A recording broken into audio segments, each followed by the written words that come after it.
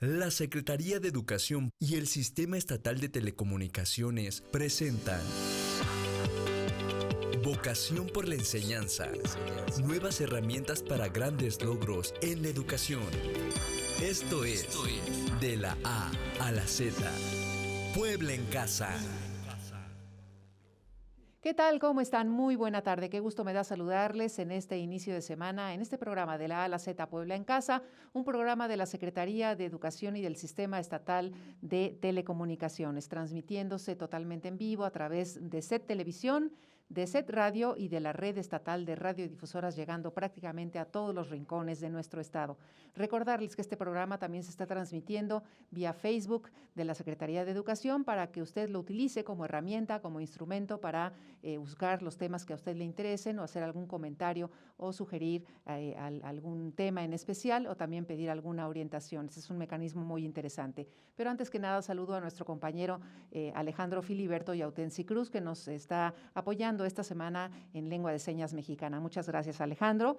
También reiterarles que la Secretaría de Educación pone a su disposición 2 líneas telefónicas en un horario de atención de 9 de la mañana a 3 de la tarde para que cualquier tema que tenga que ver con los procesos educativos, usted la marque, ahí le darán la mejor orientación. 2222 29 38 20 o 2222 29 38 25. Ahí están para que usted las marque. Y bueno, no nos cansaremos de reiterar este llamado al pacto comunitario que implica acciones muy, muy sencillas, pero de suma importancia para que todos lo hagamos, todas nuestras familias, nuestros seres queridos. Lavarnos las manos frecuentemente, las más veces que se puedan, desinfectar y limpiar objetos y superficies de uso común, mantener siempre una sana distancia con los demás, 1,5 metros, 2 metros, no tocarnos la cara y utilizar de forma correcta el cubreboca cuando vayamos a salir de casa. Cosas importantes, imprescindibles para evitar que haya más contagios en nuestro estado. Tenemos un gran número de contagios y nosotros tenemos que poner lo nuestro, tenemos que hacer labor de equipo y es también nuestra responsabilidad hacer estas cosas sencillas que vale la pena por los resultados. Gracias a todos los que hacen todas estas acciones y evitan que haya más contagios. Y bueno, pues en este programa los lunes contamos con la presencia del secretario de Educación, el doctor Melitón Lozano, a quien siempre le agradecemos su presencia y con temas interesantes porque fíjese, hoy él nos va a hablar de la importancia que tienen de no descuidarnos ante este virus COVID-19, también de la función docente en la grandeza de México. Van a ver ustedes qué tema tan importante. Por supuesto, nos va a hablar un poco sobre los consejos técnicos escolares y también de la campaña Nadie afuera, nadie atrás. Secretario, ¿cómo estás? Buen día, bienvenido. Estimada Nuria, muy buenos días a todas las personas que nos están acompañando. Decirte que es el primer encuentro que tenemos hoy de este año, desearte así es, feliz año. Feliz año, mucha salud, mucho bienestar y gustoso de platicar como todos los lunes. Además que hoy es un día especial porque regresan los alumnos a clases a distancia. Exactamente. Compartirles a todas las personas que nos siguen que el día de hoy regresamos a clases de contacto con los alumnos. Recordemos que los maestros regresaron el jueves y viernes para el consejo técnico, pero hoy ya las clases a distancia. Y es importantísimo, como ya lo he venido repitiendo, mentalizarnos que la alternativa de continuar las clases a distancia es mejor que cancelar el ciclo escolar. Si canceláramos el ciclo escolar, los daños serían mucho más grandes. Por lo tanto, dispongámonos a colocar el mayor esfuerzo, la mayor disposición de maestros, alumnos y padres de familia. Y algo clave, en el contexto que estamos viviendo, yo quiero invitarlos a no descuidarse frente al COVID-19. La situación es alarmante, lo que está pasando en nuestro estado es realmente preocupante y hay que tomar medidas. Y yo sugiero 3 medidas muy concretas, muy sencillas. Primero, continuar con la educación a distancia. Eso es lo primero. Bien. Que sepamos que es la mejor herramienta, que es la mejor alternativa y que tenemos que poner nuestro mayor esfuerzo, porque no existen condiciones para regresar presencialmente. No existen condiciones, a pesar de a lo mejor las preocupaciones que tienen los padres de familia, es que mis hijos a lo mejor no van a avanzar como tenían que haber avanzado. No pasa nada. No pasa nada, exactamente. Lo más importante es cuidar la vida. Y segundo, avanzar hasta donde más se pueda en los aprendizajes. En el momento en que regresemos presencialmente, ya veremos qué medidas compensatorias tomamos. Exactamente. Pero en este momento aprovechar al máximo lo que tenemos. Segundo, reforzar las medidas de cuidado. Las acabas de mencionar. Pero yo quiero enfatizar una. Porque generalmente la gente siempre dice, ¿dónde me descuidé? Sí. ¿En qué momento me descuidé? Y seguramente es cuando asistió a una comida y se quitó el cubreboca y en ese momento se descuidan y se acercan. Esas son las razones en las que existe descuido, por lo tanto yo quisiera seguir enfatizando que la sana distancia es clave. Aunque nos cueste un poco, pero pedirle cuando menos 1,5 metros de distancia, aún teniendo el cubreboca. Fíjate que algo que quiero hacer un paréntesis aquí en esto que comenta, secretario, algo que hacemos comúnmente es saludarnos con el puño o con el codo. Así es. Y bueno, tú has hecho algo desde el principio que me llama mucho la atención y es desde la distancia, 1,5 metros, 2 metros, tu saludo es así. Sí. ¿No? Entonces sería bueno que todos así hiciéramos es. lo Ahora mismo. he agregado decirlo porque parecía una grosería de que la gente me acercaba el puño, me acercaba el codo y yo solo de corazón. Entonces hoy verbalmente les digo, te saludo de corazón para no saludarnos de mano. Y entonces ya lo entienden, porque no solo es el contacto y que pudiera haber una transmisión de virus, sino que al acercarme al puño estoy rompiendo el 1,5 metros. El 1,5 metros, exactamente. Y entonces es un riesgo muy grande. Tienes razón. Por eso hay que cuidarnos. Segunda acción, hay que mantenernos biológica y psicológicamente fuertes. La mayoría de especialistas señalan que lo que hay que hacer es mantenernos fuertes biológicamente. ¿Cómo hacerlo? Sí. Y es muy sencillo. Por ejemplo, dicen que las personas de la tercera edad se resisten a tomar la suficiente agua, lo cual ayuda a que el organismo esté sano. Hay que tomar agua suficiente, 2 litros mínimos al día. Otra, hay que consumir alimentos saludables y ricos en vitamina C, así como si fuera un acto de disciplina, a diario comerse una guayaba, una mandarina, que es económico, ¿sí? En lugar de alimentos procesados, alimentos con gran cantidad de azúcar y alimentos de comida rápida que están a la orden del día y generan un tipo de consecuencias de mala nutrición. Eso es clave. Entonces, al adoptar este cambio de hábitos, estamos fortaleciendo nuestro sistema inmunológico. Y en caso de una infección, nuestro cuerpo responde con mayor fortaleza. Eso es sumamente importante señalarlo. Y también el ejercicio físico.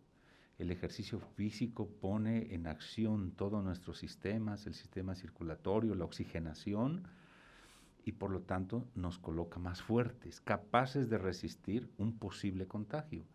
Porque hay que reconocer, y eso creo que a veces nos negamos, es que este virus no se va a ir. Este virus no se va a ir. Lo podemos controlar y habrá una vacuna que nos deje inmunes por 1 año o 2 años, pero el virus sigue. Por lo tanto, no hay otra más que aprender a convivir con el virus cuidándonos. Y eso es importante. Y psicológicamente quiere decir tener una actitud positiva, una actitud de aliento. No podemos quedarnos cruzados de brazos. Tenemos que seguir adelante porque la vida sigue, pero con los debidos cuidados. Así quiero iniciar este nuevo periodo de clases a distancia, con estos cuidados y pero ni de chiste o ni por ocurrencia vayan a pensar algunas actividades presenciales. Eso no está permitido, eso está decretado de que todo el proceso es a distancia y nadie se le ocurra citar alumnos o inclusive con buena voluntad los maestros reunirse para planear actividades. Busquemos las alternativas, pero todo a distancia porque es la mejor manera de proteger su vida y esta Secretaría tiene que proteger la vida de maestros y de alumnos y de la población en general. Si hubiera alguna convocatoria, así es, pueden ir directamente a los teléfonos que nosotros estamos mencionando desde el principio del programa y decir, oye, me están convocando o están convocando a los maestros, están convocando a los alumnos que se reúnan presencialmente. Así Esto no se puede hacer y decirlo, ¿no? Perfecto, eso hay que enfatizarlo y creo que ha quedado claro. Ahora, el 2021, secretario, es un año muy importante, lo comentábamos antes de entrar al aire, porque coinciden varias conmemoraciones. Sí, este momento de compartirles a la gente, yo le he titulado La función docente en la grandeza de México. la función docente en la grandeza de México. ¿Por qué razón? Porque las maestras y los maestros han tenido o hemos tenido un papel preponderante en distintos momentos de la historia. Claro. Y en este momento de pandemia estamos llamados a dar una respuesta efectiva a los desafíos que nos marca la historia, la situación. Sí. En este contexto es un año celebrativo, pero cuando se celebra, la pregunta es ¿para qué se celebra? ¿Solamente para hacer fiesta? No. ¿O solo para recordar? No. Desde mi punto de vista es para fortalecer nuestra identidad y extraer aprendizajes. Eso es algo fundamental. Entonces, en el 2021 tenemos varias celebraciones. La primera, 700 años de la Fundación Lunar de México, Tenochtitlán o Tenochtitlan. Recordemos que a veces hay variación, pero en 1321 se funda Tenochtitlan, en el año 2 Cali, y recordemos este mito o leyenda de Huitzilopochtli que guía, donde encuentra las señales, un águila parada en un tunar, devorando una serpiente. Eso son 700 años de nuestro origen. Luego 500 años de la conquista de México. La conquista es muy importante. Hoy en la mañana el presidente de la República releía una carta que le envió al rey de España, donde lo invitaba a una celebración conjunta, donde una de las características sea el perdón a los pueblos originarios, porque los pueblos originarios son los que más sufrieron y siguen sufriendo las implicaciones de esta conquista, del sojuzgamiento, de la opresión, de quitarles sus posesiones. Eso fue una situación muy compleja que hay que tomar conciencia de ello para ir hacia una reconciliación histórica. ¿Qué significa reconciliación histórica? Significa, por un lado, no olvidar para que no se vuelva a repetir. Y decir, nuestra relación ahora tiene que ser en otra forma de convivencia. Fíjate que en Europa hay muchos filósofos que siguen recordando el acontecimiento de Auschwitz, los miles y miles de muertos en los campos de concentración. Sí. Y han hecho estudios y libros para que no se vuelva a repetir.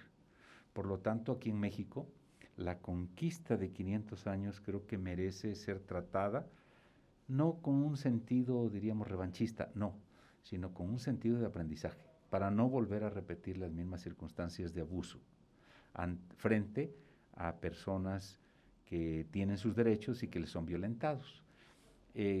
Dice un autor, desde la esperanza y no desde la nostalgia basada en la solidaridad. Entonces vamos a recordar 500 años aceptando el daño que se le han hecho a los pueblos y comprometiéndonos a que las cosas sean mejores. Y de los pueblos originarios podemos aprender muchísimo. En otros programas lo he dicho, la relación ser humano-naturaleza en los pueblos originarios es muy diferente. Totalmente. La relación es de respeto, de amor, de cuidado, y no de dominación, no de sometimiento.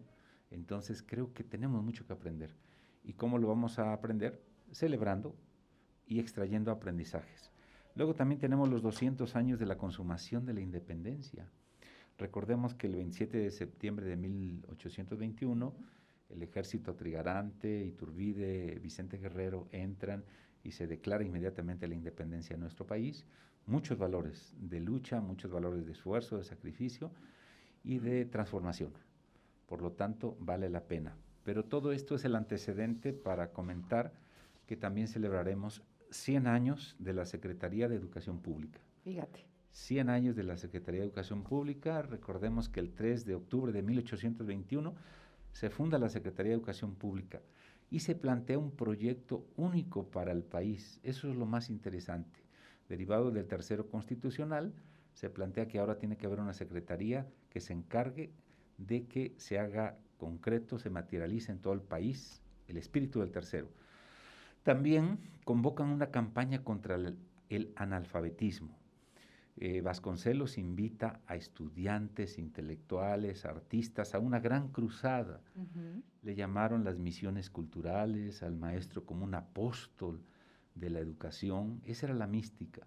Entonces, creo que vale la pena recobrar este espíritu, porque el principal problema en ese tiempo, allá y entonces, era el analfabetismo.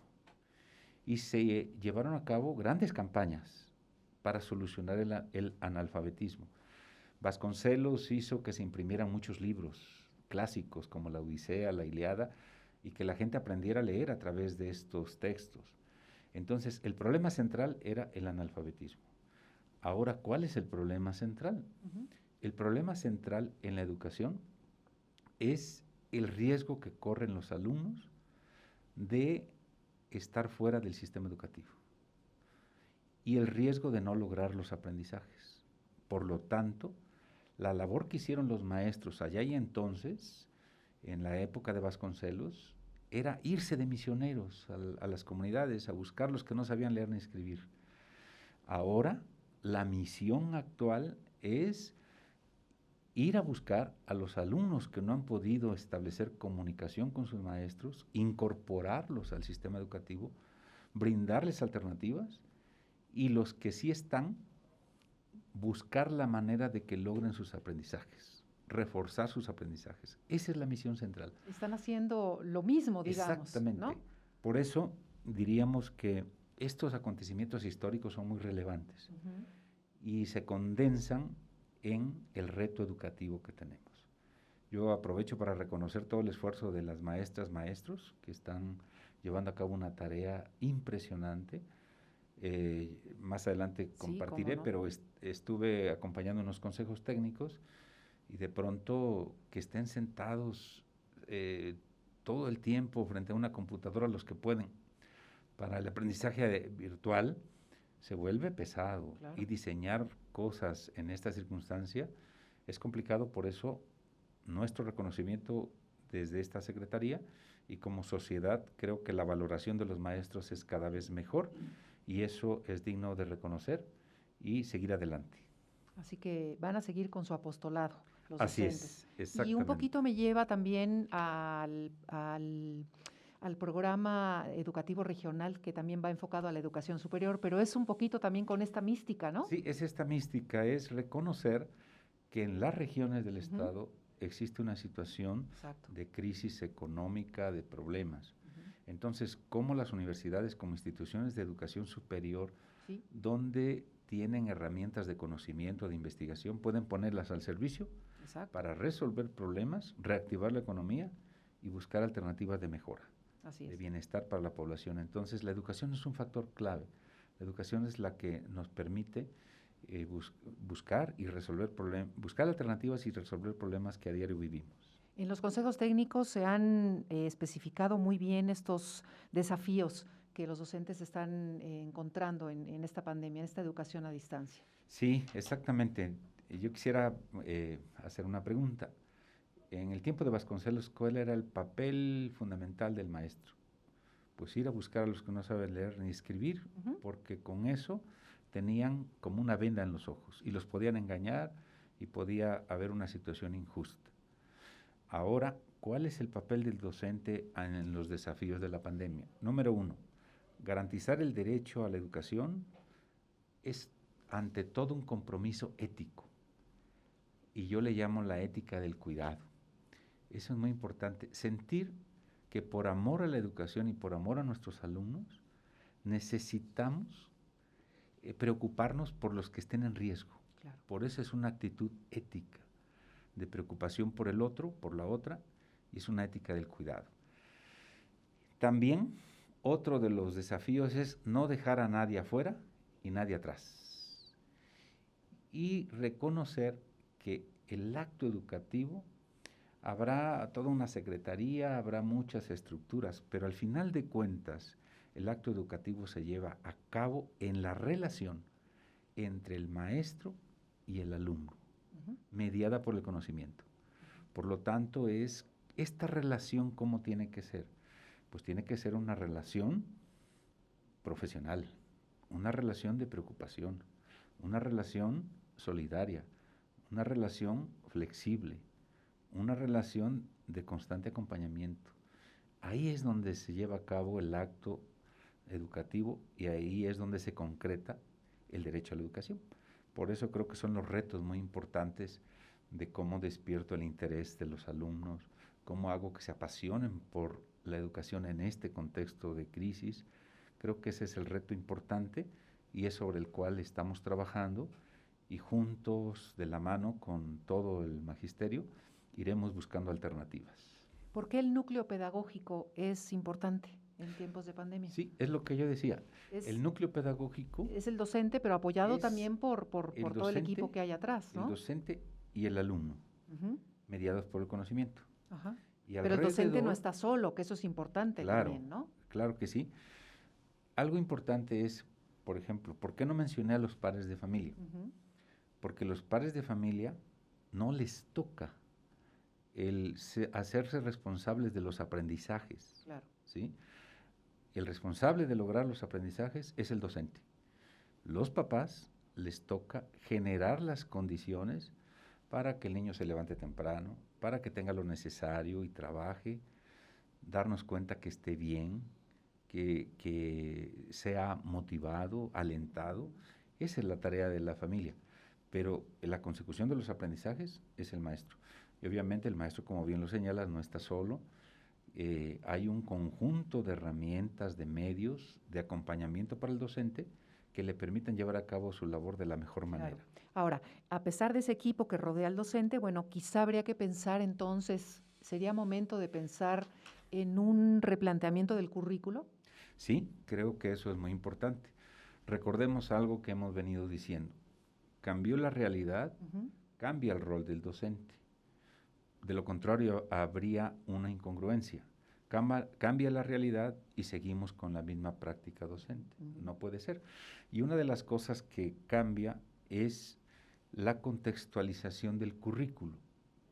No es lo mismo tener un currículo, tener un programa, a lograr en un tiempo sin pandemia, a lograr en un tiempo con pandemia. ¿Qué entendemos por contextualizar el currículo? Es priorizar las competencias y valores claves, los más fundamentales, los más importantes. ¿Y cuáles son? La solidaridad, el aprendizaje autónomo, el cuidado propio y de otros, las competencias socioemocionales, la salud y la resiliencia. Esas son las competencias y valores prioritarios en este momento.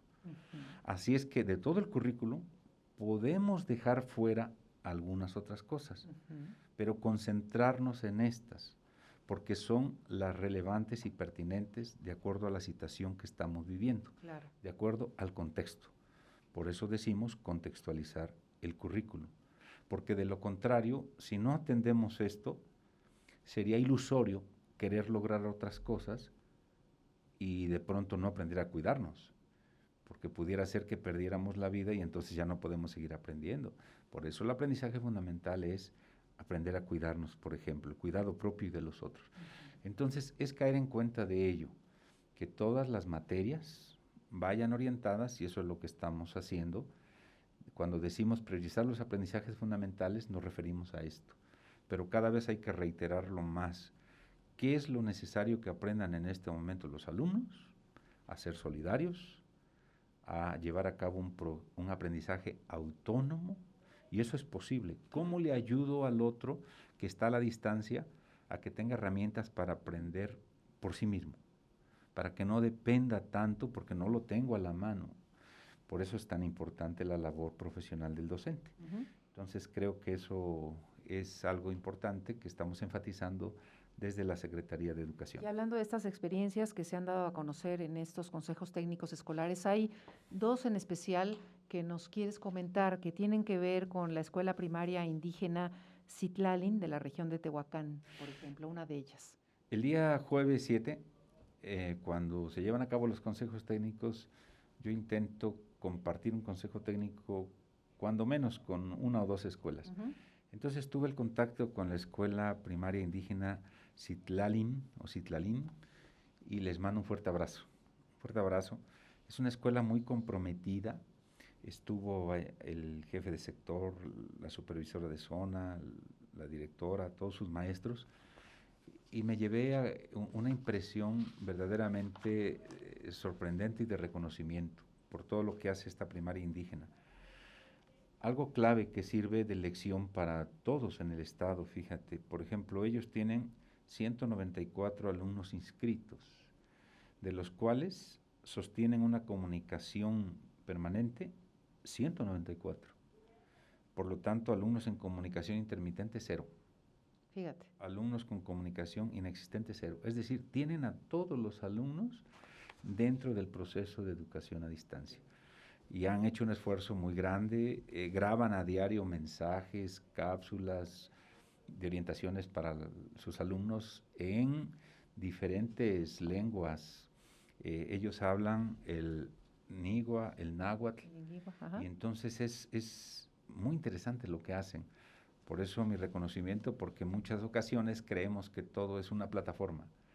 No, la plataforma es un medio, claro, pero es una los maestros adicional. como ellos encuentran diferentes formas de garantizarles el aprendizaje a los alumnos, y por eso les mando un saludo y mi reconocimiento. Al igual que al bachillerato de la región Cholula, Gilberto Bosque Saldívar, por cierto. Sí, exactamente. Una persona muy importante. Sí, tuve el contacto con el bachillerato Gilberto Bosque Saldívar.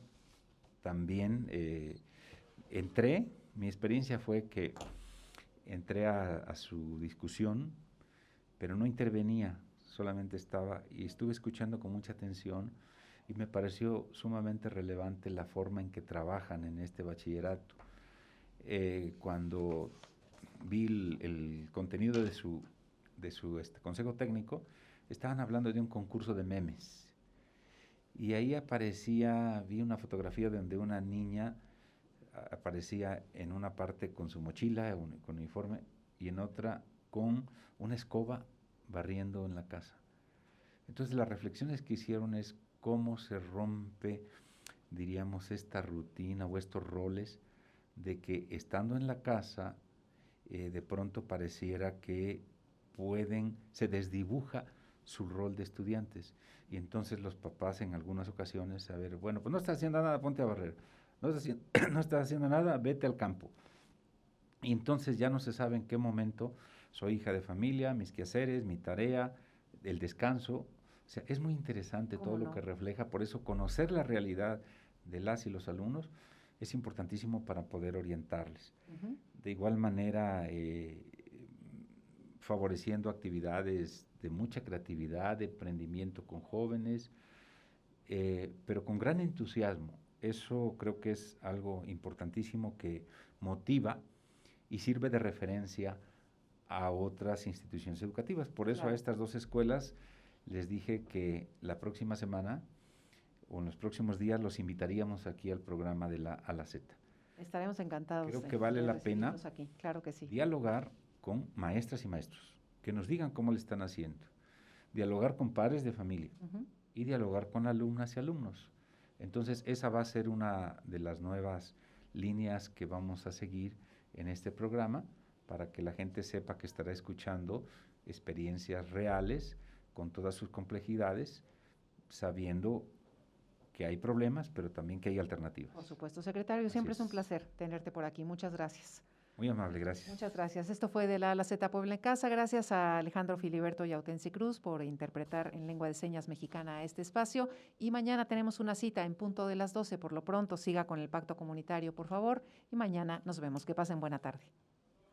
La modernización de nuestras escuelas tiene como base los ejes de la nueva escuela mexicana, perfilando a las 4 A's: asequibilidad, adaptabilidad, accesibilidad y aceptabilidad, como el factor principal para brindar un servicio educativo que ponga al centro el aprendizaje de niñas, niños, adolescentes y jóvenes para la transformación social.